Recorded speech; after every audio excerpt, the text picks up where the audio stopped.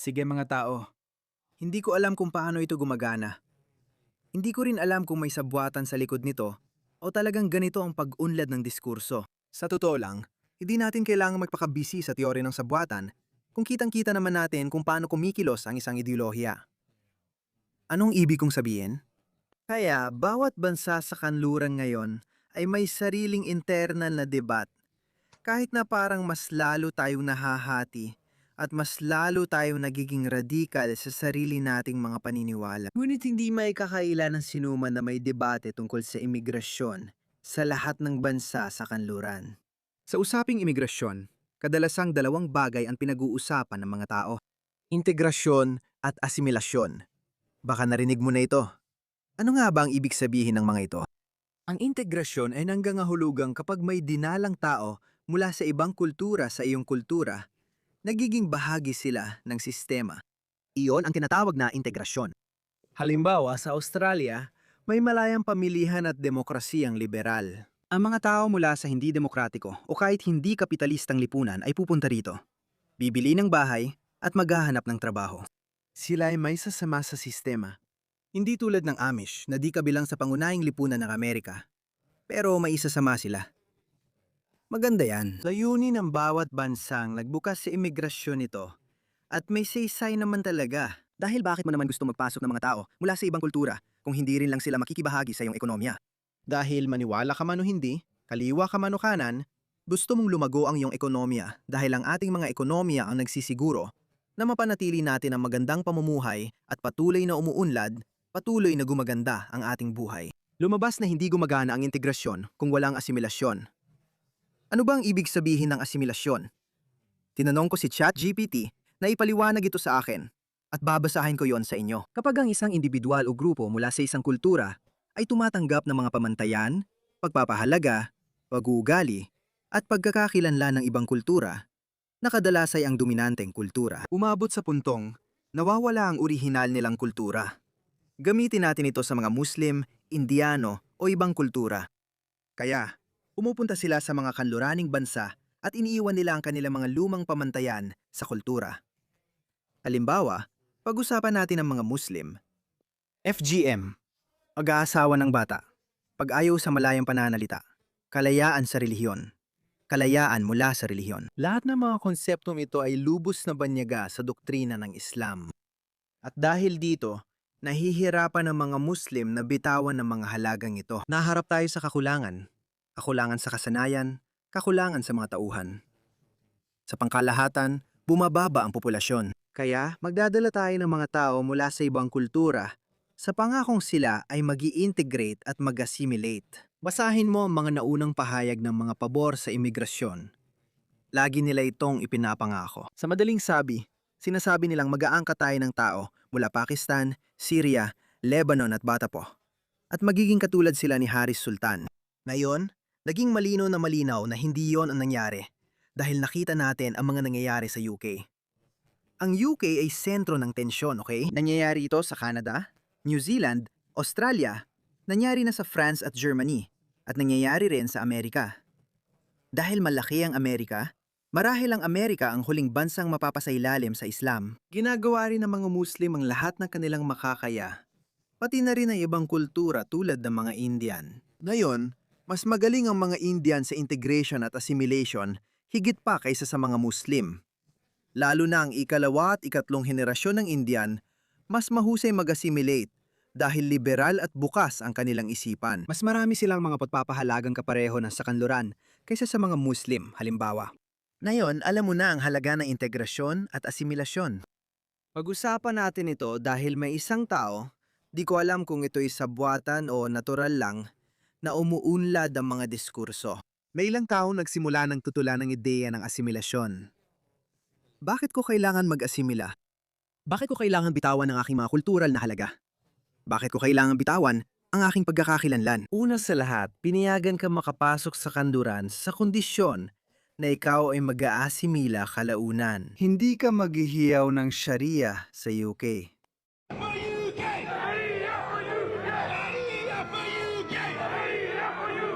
Hindi ka hingi na eksklusibong lugar para sa mga Muslim. Hindi mo dapat ipilit ang relihiyosong paniniwala tulad ng pagpapakasal sa pinsan, FGM, at kultura ng karangalan. Hindi papayagan ng mga ito sa kanluran. Iyan ang orihinal na kondisyon para makapunta ang mga magulang mo sa kanluran. Sa kondisyong yan, malugod kang tinatanggap na sumali at makinabang sa mas mataas na uri ng pamumuhay. Ibig sabihin, ang kanluraning paraan ng pamumuhay. Pero hindi kailanman nangyayari ayon sa plano mo ang mga bagay-bagay. Nakita na natin kung paano ito nangyari sa Britanya. Ang ikalawa at ikatlong henerasyon ay nagkaroon ng krisis sa pagkakakilanlan at naging mas radikal kaysa sa kanilang mga magulang, kahit milyon-milyon ang ganito sa UK. Tingnan ang larawang ito. Si Motin Ali ang lalaki rito. Siya ang deputy leader ng Greens Party. Tingnan mo, radical na Islamist siya. Ang asawa niya, parang ninja warrior. Tingnan mo ang mga magulang niya. Silang pumunta sa UK. Ang ama niya ay pinakita ang sarili bilang nakasuit at kurbata. Mukhang hindi siya kasing radical ng anak niya. Pero kapag lumaki na ang mga anak nila sa Britain, magiging katulad din sila ng karaniwang Briton. Yun ang pag-asa. Pero alam nating lahat kung gaano kalaking pagkakamali ang naging resulta noon. Pero sa UK lang yan, na pinakamasamang halimbawa. Matagal na rin nagtatanong ang marami, pati ako. Naisip ko, bakit wala tayong nakikitang mga radical na Muslim dito sa US o Australia, gaya ng sa Britain? Bakit kaya?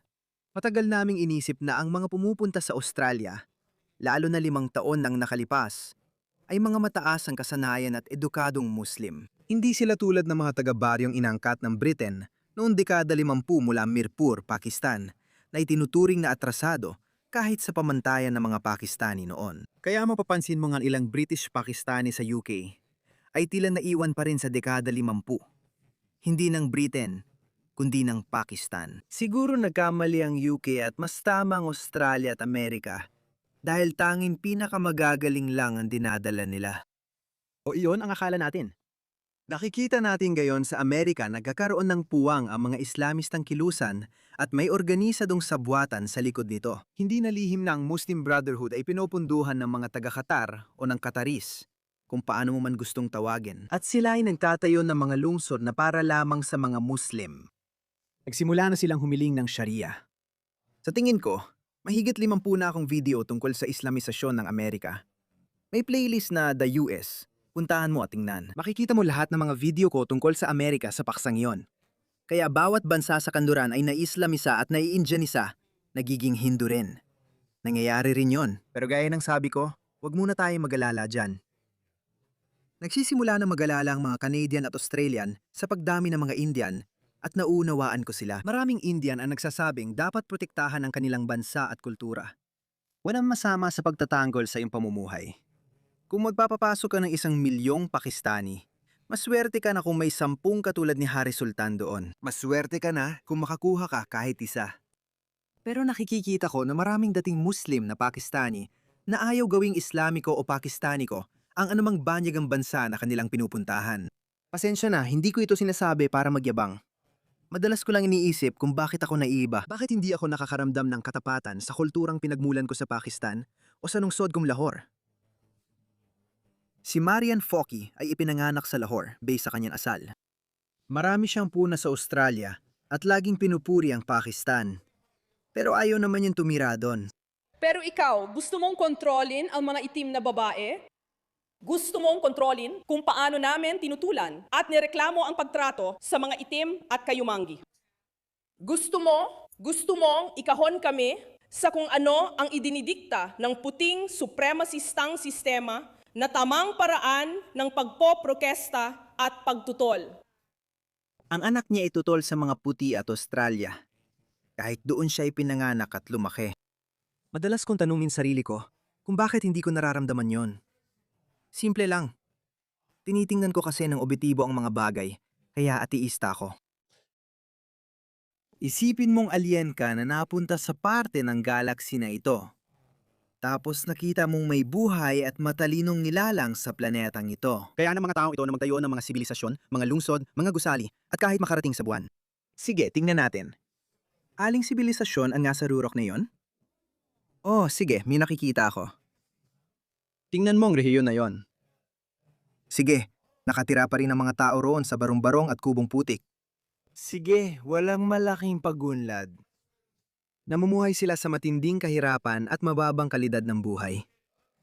Pagpunta mo sa silangan, makikita mong matanda na ang mga sibilisasyong ito. Dati nagtayo sila ng makasaysayang gusali, pero ngayon nakatira sa mga lubang maralitang lugar. May ilang umuunlad at umuusbong na mga bansa, pero hindi pa sila nasa rurok. Siguro dakila sila noon, ang sinaunang imperyo ng China, ang mga sinaunang Indiano, at syempre ang mga Sumeriano na pinagmula ng agrikultura. Kung titingnan ko noong 3000 BCE, masasabi ko, aba, Ehipto. Ito ang pinakadakilang sibilisasyon sa mundo. Ngayon masasabi kong maganda ang kalagayan ng mga Europeo. Pero may ilang bahagi pa rin silang may problema. Yung mga problemadong bahagi na yon, parang yung mga taong nakita natin na hindi naging maganda ang kalagayan para sa sarili nilang sibilisasyon. Tama.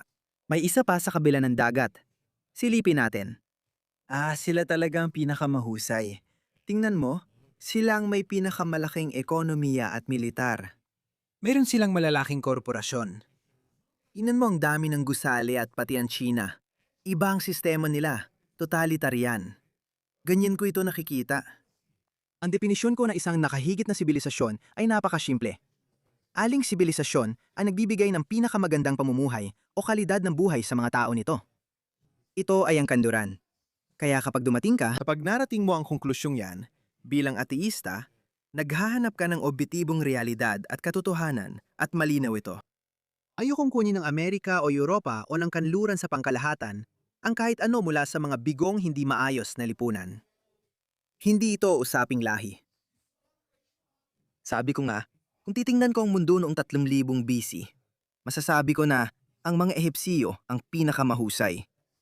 Sigurado akong sasang-ayon ka rin. Noong panahon yon, ang mga Europeo ay nakatira pa sa mga kubong putik. Sige, hindi ito rasistang argumento.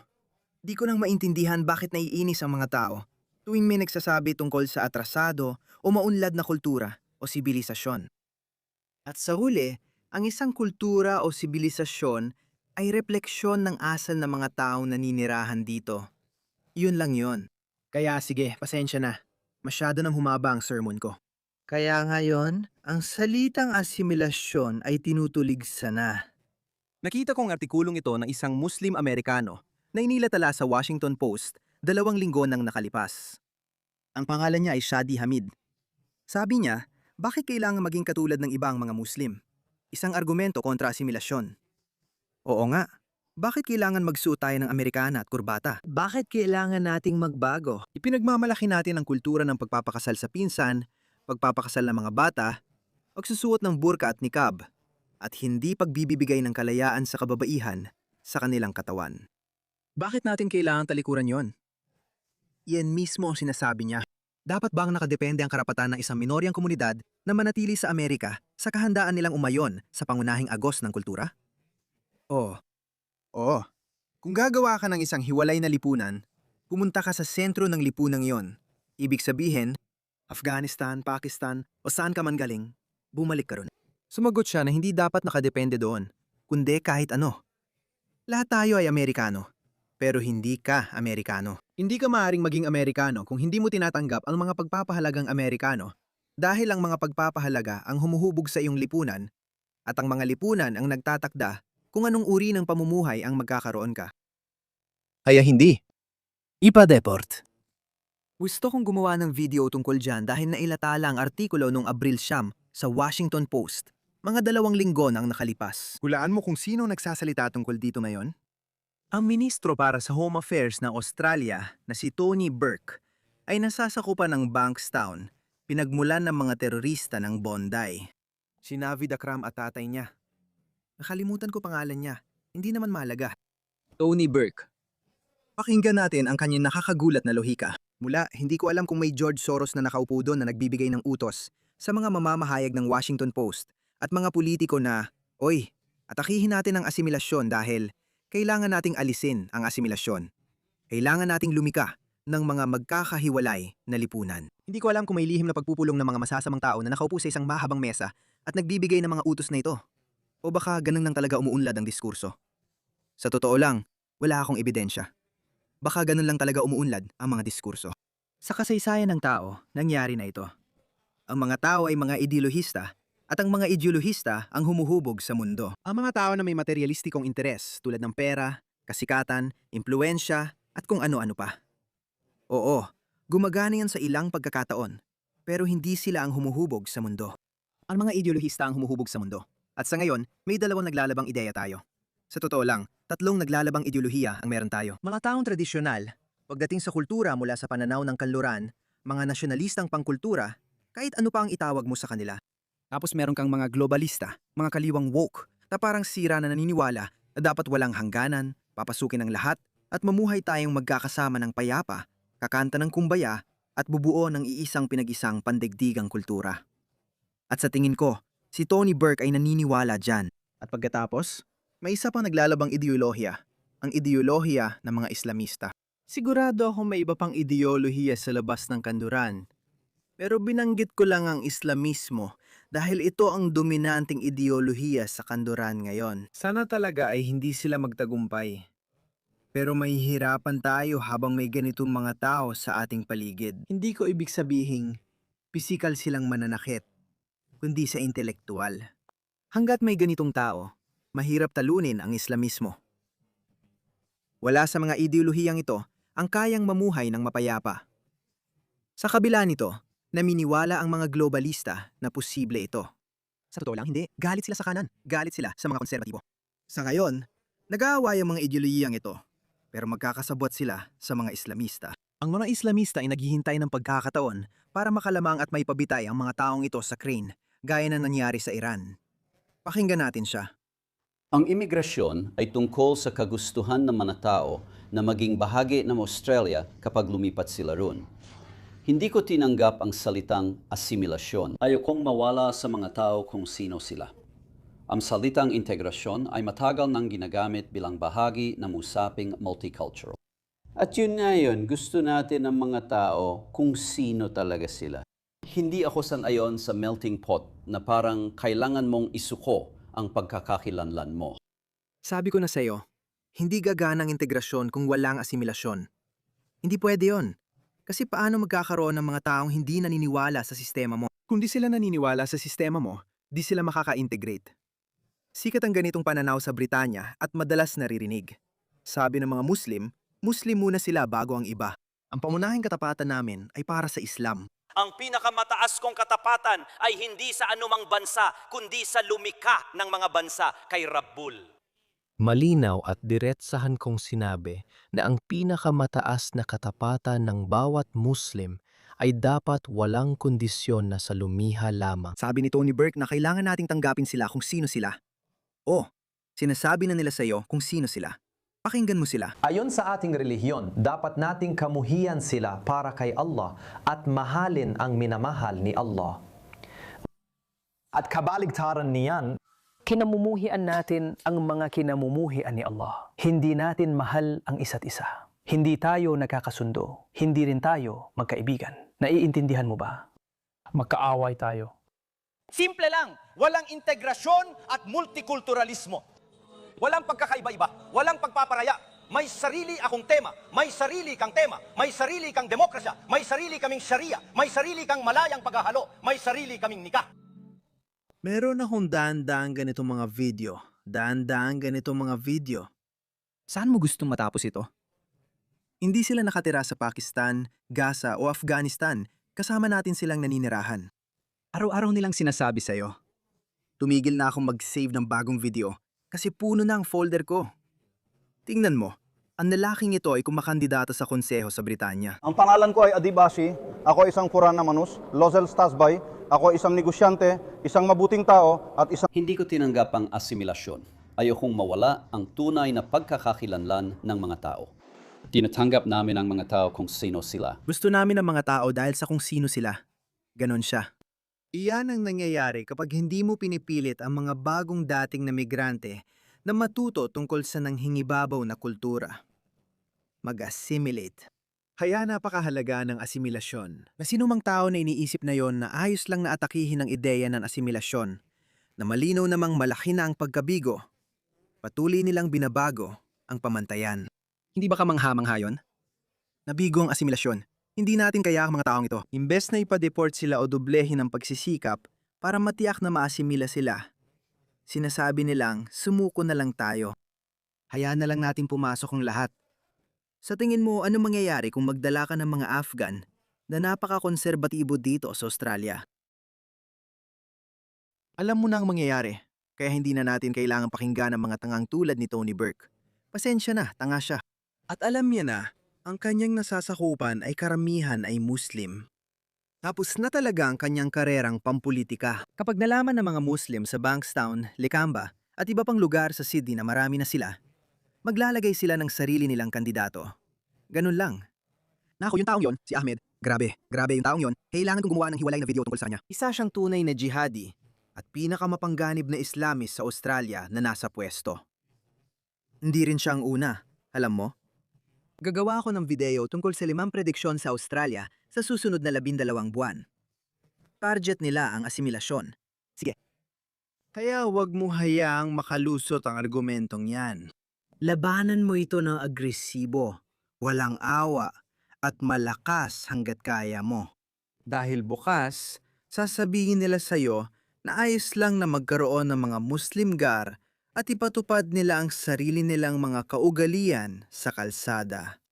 Ngayon, hinihiling ng mga Muslim ang sinabi ni Tony Burke na ayos lang mapanatili nila ang kanilang pagkakakilanlan.